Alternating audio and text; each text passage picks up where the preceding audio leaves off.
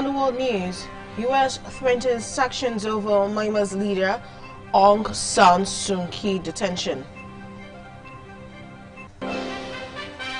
Huge storm hits U.S. East Coast. Bushfire threatens lockdown in Australian city of Perth.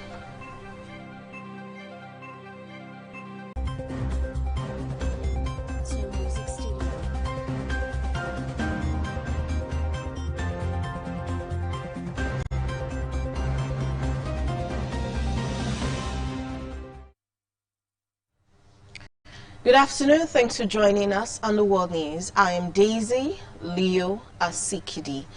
The federal government has announced that the ongoing National Identification Number and Subscriber Identity Model Integration exercise has been extended by 8 weeks.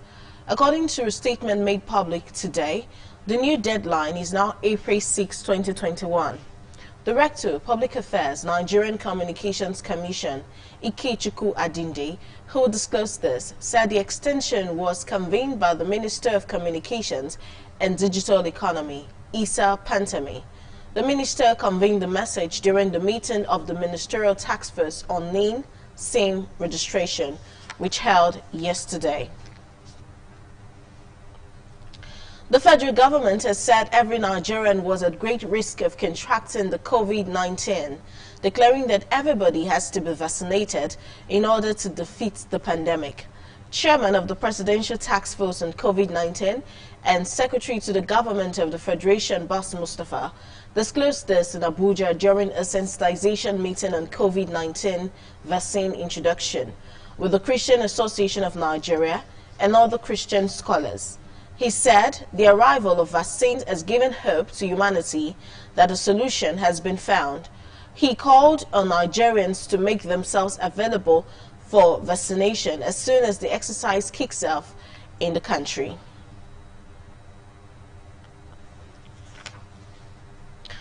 Minister of Information and Culture, Lai Mohammed, has described as unpatriotic Nigerians calling for the International Criminal Court to probe the immediate past service chiefs. Lai Mohammed made the remark as a guest on a radio program this morning. The minister said there was no need for any kind of probe of the retired service chiefs as they obeyed the rules of engagement. And where there were infractions, there are internal regulations and internal mechanisms to address them. Mohammed also said civilians are not competent to talk on military structure and formations, whether in the northeastern states of Borno, Yobe and Adamawa, or in any other parts of the country.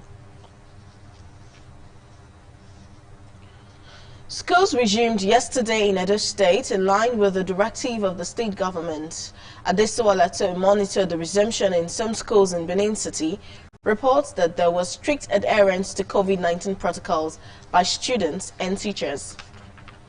Acknowledging that sound education is the bedrock of any society, Mr. Godwin Obaseki said his administration placed premium on the education system during its first term, which can be seen in various reforms in the education. The various secondary schools in Edo State bounced back to life as students and teachers resumed with strict compliance to the COVID-19 prevention protocol. The use of face masks and hand-washing materials was in place at most schools. Academic activities were also in progress at some schools.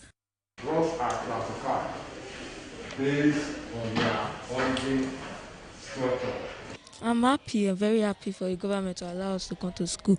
Even though we are closing by 11 or 12, I'm still happy. I feel very great because while we were at home, we weren't learning anything else, but rather we sit at home doing nothing. So after in school, we get to school to learn knowledge. So I'm very, very happy the government has done something like this for us. Each of the public secondary schools operated morning and afternoon sessions in line with the recent directive by the State Ministry of Education. We are grateful to our state government, by Ministry of Education, by Ministry of Health, who prepared us by the COVID Enlightenment Workshop. We had a workshop to train us on what we should be doing before resumption. We are supposed to be by 12:30, but I came in as at 8 a.m. to ensure total compliance. Primary schools are ever yet to resume, apparently as a result of a strike by the Nigerian Union of Teachers. Pupils were however in the primary schools while there was no teacher inside. Why are you not in class? Our teacher has not come. There were, however, some uniformed men on the ground at the primary schools said to be deployed there to protect teachers willing to resume work. Reacting to the strike by the primary school teachers, Edo State SUBEB Chairman John Oviawe said the state government remains committed to the welfare of teachers. She said those willing to resume work will be protected. We are happy that we're able to resume school. Any teacher that wants to come and teach, the schools are open and they will be supported in their effort. And the state government opted to stick by the law, which is no work, no pay. So only those who come to teach will be paid their salary and allowances. Adesua Lato reporting. We apologize for the mix-up in that report. Edo State government says it has provided adequate security in all primary schools for teachers willing to resume work. In spite of the ongoing strike by Nigerian Union of Teachers, Governor Godwin Obaseki made the remark yesterday in a live broadcast to teachers in Edo State. Government House correspondent Patience Osaogiwa has details. Acknowledging that sound education is the bedrock of any society, Mr. Godwin Obaseki said his administration placed premium on the education system during its first term, which can be seen in various reforms in the education sector of the state. In a live broadcast to teachers, Governor Obaseki warned that anyone who attempts to cause disturbance in any school under the guise of being on strike will be dealt with according to the law. He commended some primary school teachers who have dissociated themselves from the strike. We have made adequate arrangements with the relevant security agencies to secure and protect you, our children, and our school properties. For those who unfortunately may decide to stay away from school, please note that the government will implement the no work, no pay policy. Anyone who refuses to show up for work will not be paid for the period that they did not work. It is unfortunate that they will mortgage their ethics and integrity for political leverage. The state chief executive officer stressed that since his government came on board 4 years ago, he has approved and carried out all outstanding promotion of teachers from 2013 to 2020, adding that such promotions in 4 years is unprecedented in the history of the state. He disclosed that he has ensured that the Leave Transport Grant LTG, which is the annual leave bonus for teachers stopped by previous administration, is restored and paid up to date. To ensure that primary schools run without hitches and that essential supplies are ready and available, we approved the payment of subvention to primary schools, which was last paid in 2012. We are committed to the welfare of our gallant teachers and will continue to encourage them to deliver their best in the classrooms, because without their cooperation and support, we cannot achieve our goal to make Edo great again. Mr. Obaseki said 21 teachers and outstanding education secretary were recognized and given awards and gifts during the 2020 edition of the World Teachers' Day celebration and other enumerations for teachers. To ensure that teachers enjoy hassle-free retirement, pension processing by retired teachers have been reformed and made easy, as teachers now get paid their pensions immediately they retire from service. Our desire is to include teachers in the contributory pension scheme, which civil servants are currently enjoying in Edo State. But some of your union leaders are frustrating our efforts through disinformation to you. He urged teachers in the interest of shared values of progress and dedication to preserve the future of the children in Edo State to resume classes. Patience Osaogiwa reporting.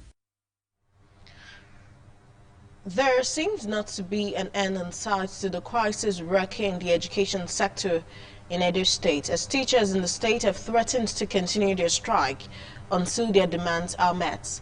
While the Edo State government says it has activated the no work, no pay policy, the teachers are saying no pay, no work. Themis Sado has details.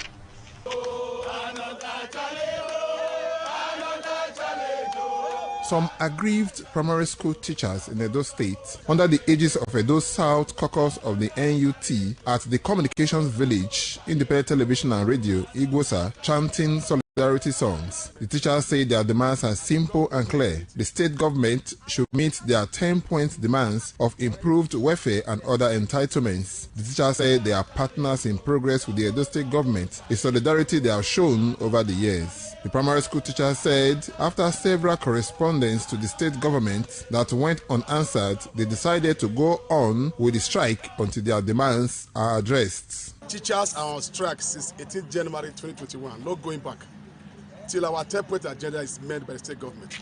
And the governor is not doing anything to help the teachers' welfare. No salary, no promotion. We are here to tell our teachers, to inform our teachers to stay away from school. Our teachers and people, they should stay to listen to us, and from the view from the different stations saying they say no work, no pay, and we're also saying no pay, no work. We are asking the state government to attend to our demand. Our demand is our right, and we are not going back. In a statewide broadcast, Edo State Governor Gordon Obaseki said his administration has invested so much resources in the education sector and teachers' welfare. He said the leadership of the Nigerian Union of Teachers in the state have been compromised and are now outing the scripts of their paymasters. Few elements within the NUT Edo chapter who called you to go on strike has very little to do with your welfare. Rather, they have aligned with the Godfathers and are now playing politics with your career, as well as the future of our primary school children in pursuit of their self-centered ends. While the teachers are insisting that they will not return to classrooms until their demands are met, it is the expectation of parents and school pupils that the issues are amicably resolved so that academic activities at the primary school level in Edo State will go on unhindered. Thomas Sado reporting. You're watching the World News on Independent Television. Still to come, U.S. threatens sanction over Myanmar's leader Aung San Suu Kyi's detention. Stay tuned.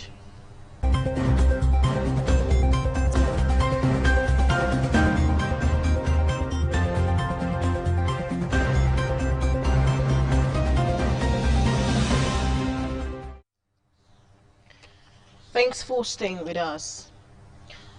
Myanmar's generals are in firm control a day after a coup that saw democracy heroine Aung San Suu Kyi detained. Late on Monday, Myanmar State Television announced the removal of 24 of Suu Kyi's ministers and 11 new appointments. Deborah Gwefun has details. Following the Monday's coup, the military have sealed off roads with troops, trucks and armored personnel carriers, while military helicopter flew across the city. There are also signs of extra security on the streets of Yangon, Niamey's biggest city and commercial capital, indicating the military's comfort levels as they faced no mass protest. The military chief and coup leader, Min Aung Hlaing, is now in charge of the country, although the country's former army general, Min Aung is acting president. Min Aung Hlaing is an international pariah, having been banned on Facebook and under U.S. sanction for military campaign against Niamey's Muslim Rohingya community that the United States described as ethnic cleansing. The military staged its coup on Monday, arresting the Niamey's leader Aung San Suu Kyi and other leaders from her National League for Democracy party just ahead of scheduled resumption of parliament. The military justified its seizure of power by alleging widespread fraud in the elections held 3 months ago that the NLD won in a landslide.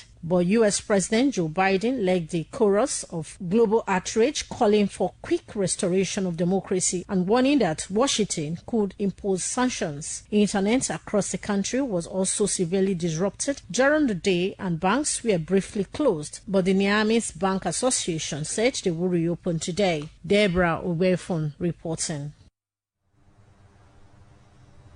U.S. President Joe Biden has threatened to reinstate sanctions on Myanmar after the country's military seized power. Sanctions had only recently been eased after the country began emerging from a decade-long military dictatorship.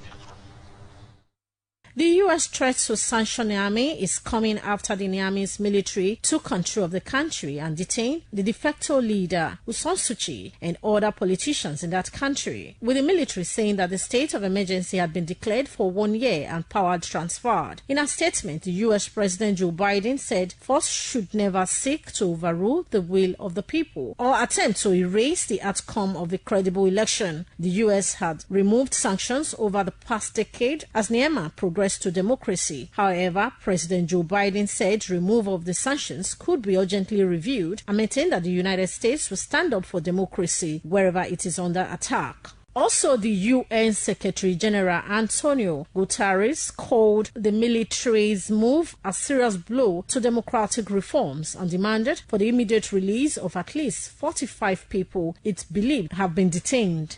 In the UK, Prime Minister Boris Johnson condemned the coup and Aung San Suu Kyi unlawful imprisonment, while European Union leaders have issued similar condemnations of the military takeover amidst fears of potential protest and unrest. Ms. Aung San Suu Kyi, who spent nearly 15 years in detention between 1989 and 2010, has urged her supporters to protest against the coup in a letter written before she was detained. It warned the military's action will put the country back under a dictatorship. On Monday, Aung San Suu Kyi and other elected officials were detained, with Ms. Aung San Suu Kyi party accused of fraud over its landslide election win. Deborah Obefun reporting.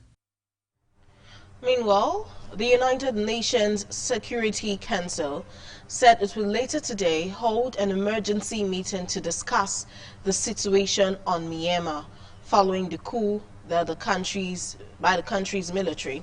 According to an official calendar of events which was approved by council members, the video conference meeting will take place behind closed door.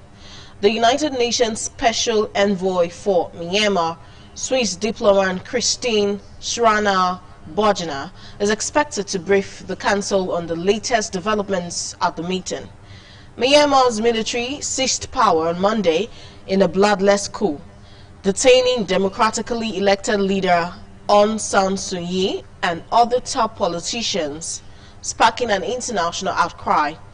The country's UN envoy, Barbara Woodward, told reporters that she hoped to have as constructive a discussion as possible on Myanmar and look at a range of measures with the idea of representing the people's will and expressed in the vote and releasing civil society leaders. Suu Kyi's National League for Democracy party won November's election in a landslide, but the military now claims those polls were tainted by fraud. Reports just reaching us says EFCC today rearraigns former governor of Abia State and Senate Chief Whip Orji Uzo Kalu. Details will be brought to you later. And now moving to the U.S., a massive winter storm has pummeled the U.S. East Coast, grounding flights, canceled vaccination sites, and bringing New York City to a standstill. Some U.S. states, including New York City and New Jersey, have declared a state of emergency. Deborah Ogbefun has details. The U.S. National Weather Service said the storm will move up to New England before tapering off later today. In New York City, vaccinations will be cancelled for today as Mayor de Blasio has said it is not safe for older residents to go out in the snowing conditions. The storm has wreaked havoc on local travels, prompting the New York City Mayor, Bill de Blasio, issuing an order restricting non-essential travel from on Monday and closing public schools today. Also, the New York State Governor, Andrew Cuomo, declared a state of emergency in New York as well as 44 other counties. In New Jersey, Governor Philip Murphy suspended the state bus and rail operations on Monday with roads shut and homes evacuated in the wake of the snowstorm. More than 1,600 flights have been cancelled at major airports in the storming path, including Newark Liberty International Airport, JF Kennedy Airport, and Philadelphia International Airport. The storm has also halted vaccine distribution in Connecticut, New Jersey, Rhode Island, Philadelphia, parts of Washington, D.C., and the New York area. In Washington, D.C., many have enjoyed celebrate the snow in front of the capital's iconic landmarks after a day of snow on Sunday. The winter weather advisory from the National Weather Service has been extended until midnight today at the DC area. The White House officials said President Joe Biden has met with advisors to discuss a range of issues, including the winter storm. Deborah Ubefun reporting.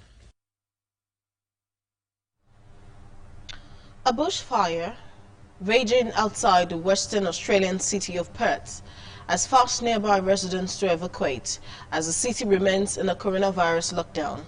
The fire front officials said the fire, wiped up by strong winds, doubled in size overnight, with at least 30 homes believed to have been razed by the raging fire. Western Australian Premier said the state was facing an extremely concerning and serious situation as the people of the affected area told to flee to safety.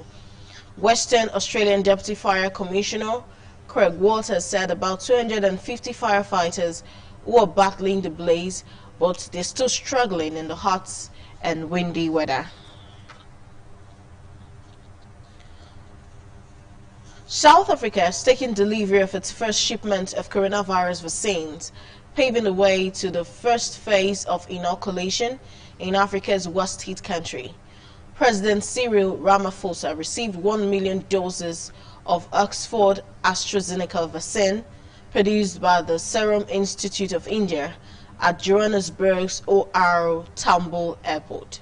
The jabs will be administered to some 1.2 million health workers, giving top priority in the first phase of the vaccination. First injections will be administered in around 2 weeks after the vaccines go through quarantine and quality control procedures. With almost 1.5 million detected infections and more than 44,000 fatalities, South Africa has the highest number of cases and deaths on the continent. President Ramaphosa said in his weekly newsletter early on Monday that the vaccine delivery will signal the start of a mass vaccination campaign that will be the most ambitious and extensive in the country's history. Another 500,000 doses of the vaccine is expected later this month.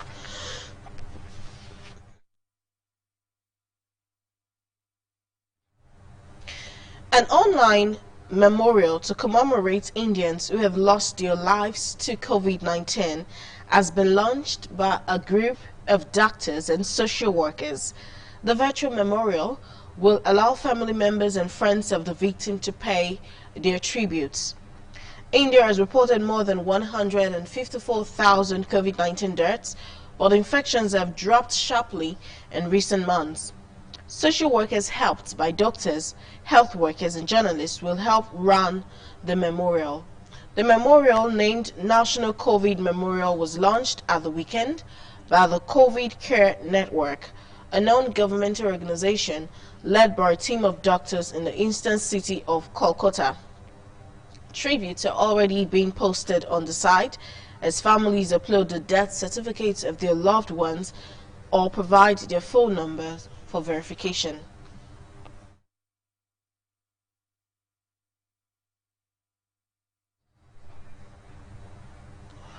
And back home, the Edo State Governor Godwin Obaseki has mourned the death of veteran journalist and former Minister of Information and Culture, Prince Tony Momoh.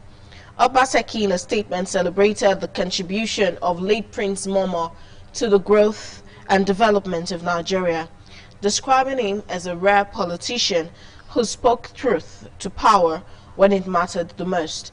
He said he received the news of the death of the former minister with a heavy heart, saying that though Prince Momoh was a great son of Edo State, he was a total Nigerian who was forthright and who spoke with candor. Prince Momoh was a veteran journalist, lawyer, politician, and former Minister of Information and Culture during the military regime of General Ibrahim Babangida.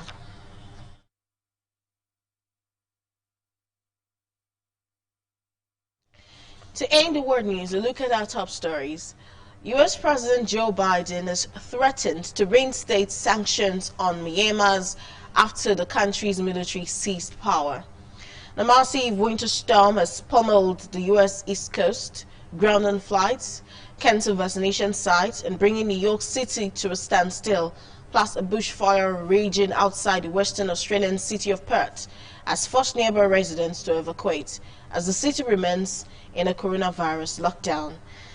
That was the news. Is produced by Deborah Ogbefun. I am Daisy Leo Asikidi. Thanks for watching. Good afternoon.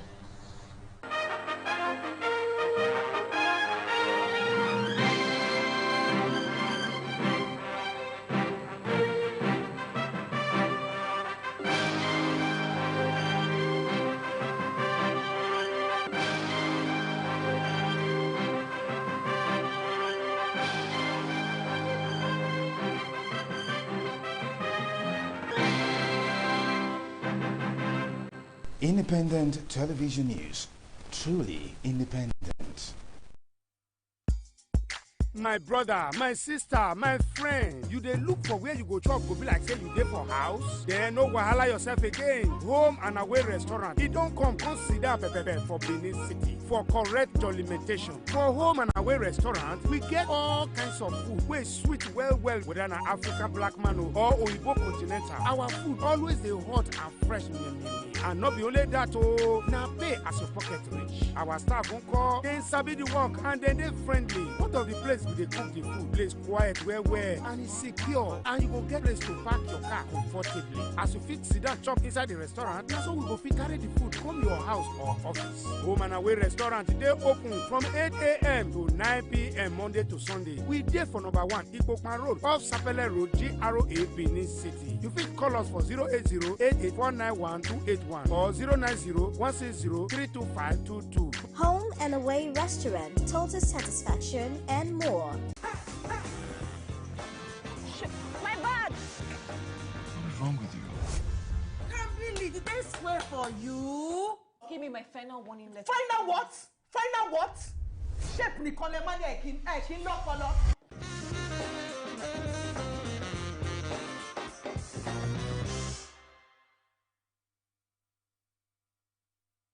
Which of the Mogambo? Ijai! Woman to woman, physical to physical. Martin no yet!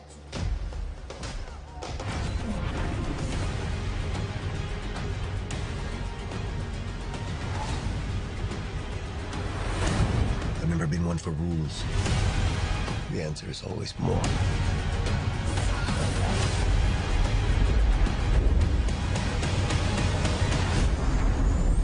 The way I feel. You know, I'm not so keen on this one. I figure.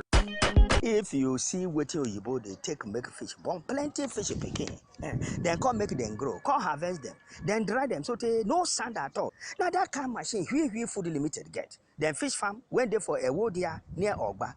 Now the kind of place where better make government and school take they train them students, make them sabi as Oyibo sabi they do fish. Anyhow many fish you want, then get them. Whether na fresh or the one where they put for fridge or dry one. If you know say you won't do fish business, come buy any kind for their hand. Whether not the one where fish born today or the one where don't mature, here we Fish Farm Limited. Then kind dry fish, now the one when if you know want put them for soup and you want just show them like that. You know Greek code for personal. Now that kind is good to send to people abroad or take do wedding or birthday gift. And their office now for Ewodia for along Airport Road when you just pass Ogbazu small for Benin. Then green number now 081-199-00023.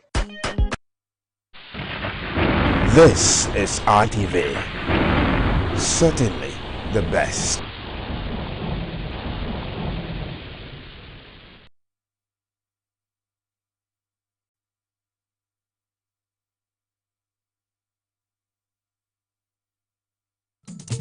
Mellow, easy, gentle.